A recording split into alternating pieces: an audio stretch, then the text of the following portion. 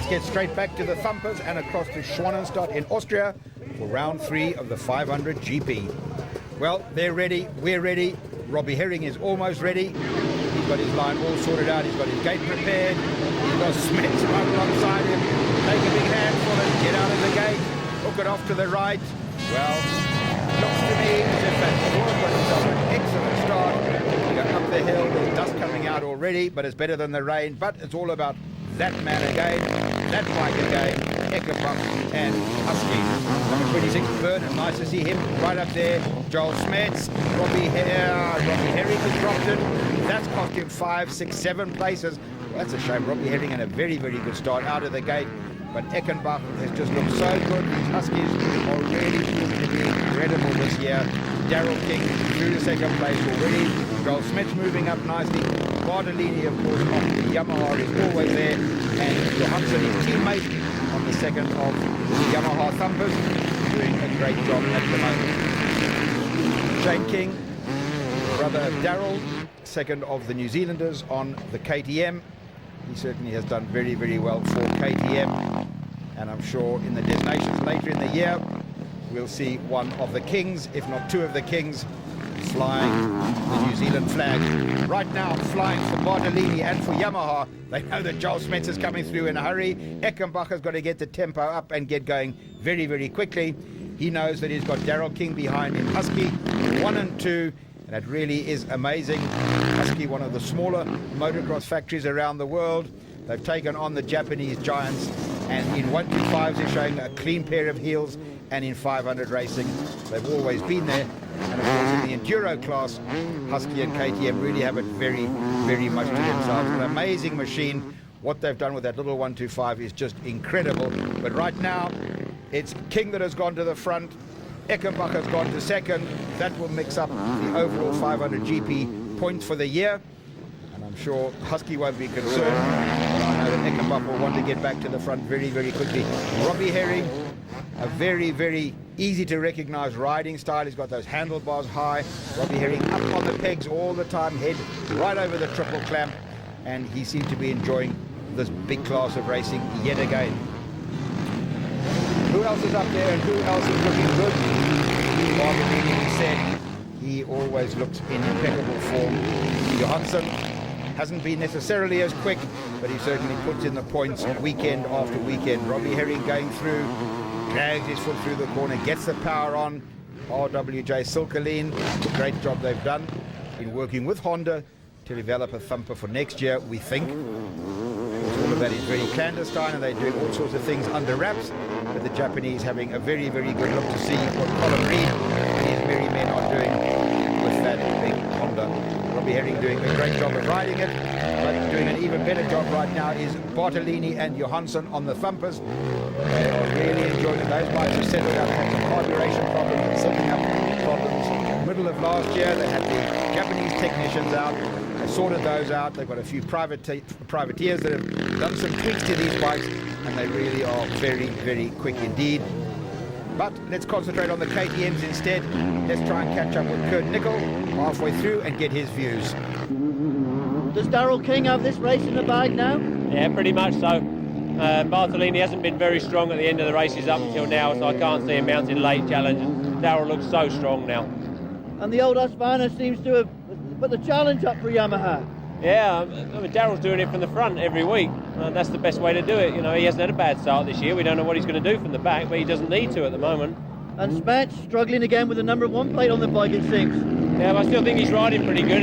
He had a clash together with someone up the top end and lost him a load of places, but I think he'll still hang in there here for maybe a 5th or a 6th, and he'll still be strong in the second race. Well, words from the great master, but in the background there we see it would appear Bartolini has got a problem. So Daryl King, the pressure has gone away exactly as predicted by Kurt Nickel, but for different reasons. Daryl King looks across the corner and he knows that he's possibly, but he must surely have done enough. Of course, Johansson is still there as well, so the Yamahas just keep on coming. I think the same as Kurt Nickel. Daryl King has done enough, and that will be a very, very popular win indeed. Well, all the Husky supporters and the Husky people will be there. Daryl King up on the back wheel.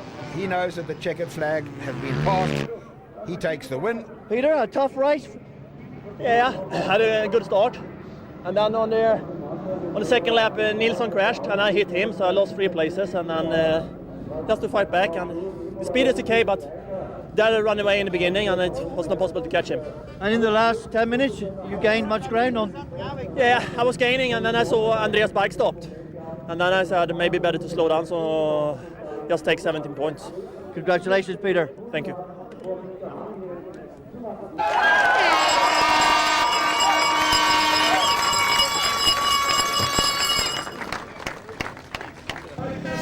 Let's leave the cowbells behind and down to the line for the second and final heat of the day here in Austria. Down to the line, he is up and ready. Yamaha wash, polished and prepared. Bartolini and Johansson looking good. But eyes down, look in, the clock is running. Second heat of the day, who is it going to be? I wonder if, oh, pickup sticks on the first corner. ECKENBACK was not involved in that, so that's good to see.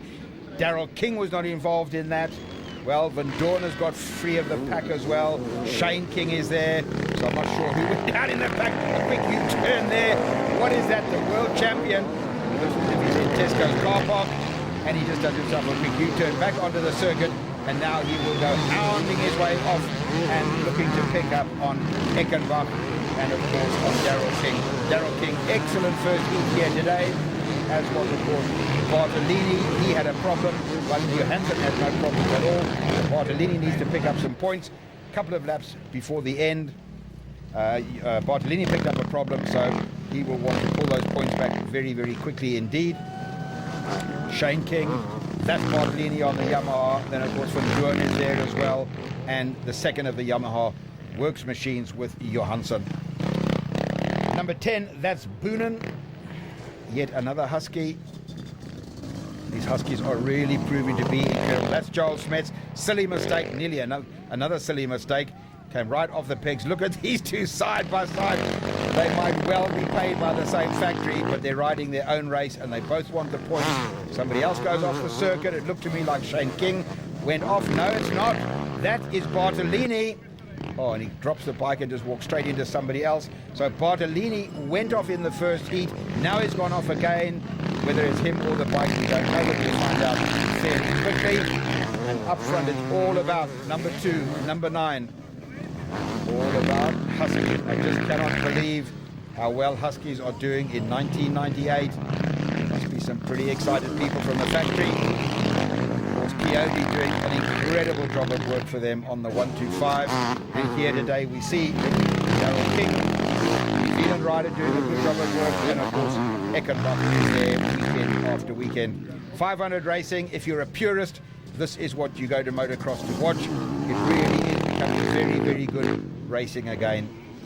Right, that's the race leader. ECKENBACK comes over. He should be safe and sound. We'll have a look and see who is behind him. That is Shane King that has come up now. Daryl King has gone missing. Joel Smets moves up to 3rd, and that's the way they go. Look at this.